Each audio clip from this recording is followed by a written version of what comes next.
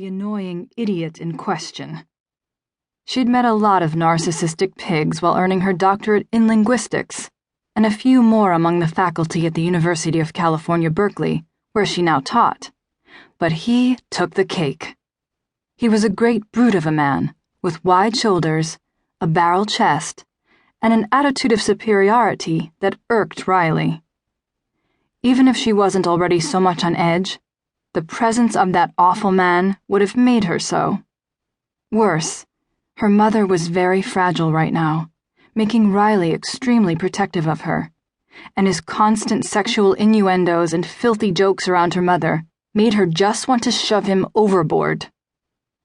Annabelle Parker, a renowned horticulturist, famous for her efforts to re-establish thousands of acres of Brazilian rainforest lost to deforestation, looked at her daughter, dark brown eyes twinkling and mouth twitching, obviously itching to smile.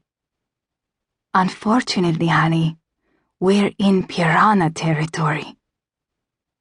"That's the point, Mom." Riley cast another pointed glare in Weston's direction. The only benefit of the horrible man's presence was that plotting his demise gave her something to focus on other than the chills slowly spreading through her body and making the hair on the back of her neck stand up. She and her mother made this same trip up the Amazon once every 5 years, but this year, from the moment they had arrived in the village to find their usual guide ill, Riley felt as if a dark cloud hung over the trip. Even now, a strange heaviness, an aura of danger, seemed to be following them up the river. She tried hard to shrug it off, but the ominous feeling remained, a weight pressing down on her, chills creeping down her spine, and ugly suspicions keeping her awake at night.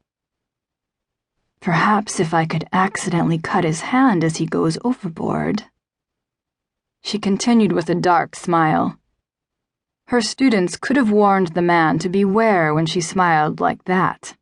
It never boded well. The smile faded a little, though, as she glanced down at the murky water and saw the silver fish churning around the boat. Were her eyes playing tricks on her? It almost looked as if piranha were following the boat. But piranha didn't follow boats. They went about their business. She stole a glance at the guide who muttered to the two porters, Raoul and Capa, ignoring their charges, a far cry from the familiar villager who usually took them upriver.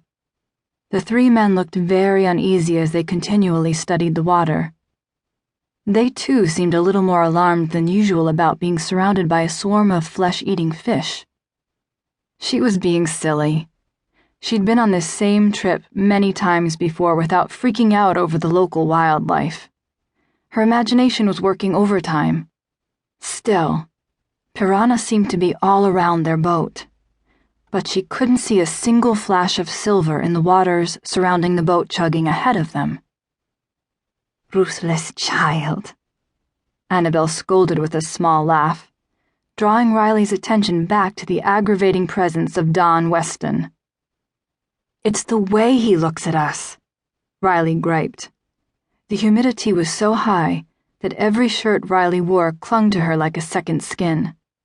She had full curves, and there was no hiding them. She didn't dare raise her hands to lift her thick braided hair off the back of her neck, or he would think she was deliberately enticing him. "I really want to smack that oaf. He stares at my breasts like he's never seen a pair, which is bad enough. But when he stares at yours..." "Maybe he hasn't ever seen breasts, dear," Annabelle said softly. Riley tried to smother a laugh. Her mother could ruin a perfectly good mad with her sense of humor. Well, if he hasn't, it's for a good reason. He's disgusting. Behind them, Don Weston slapped his neck and hissed out a slow, angry breath. "Damn insects! Mac, where the hell is the bug spray?" Riley suppressed an eye roll. As far as she was concerned, Don Weston and the other two engineers with him were liars. Well, at least two of them.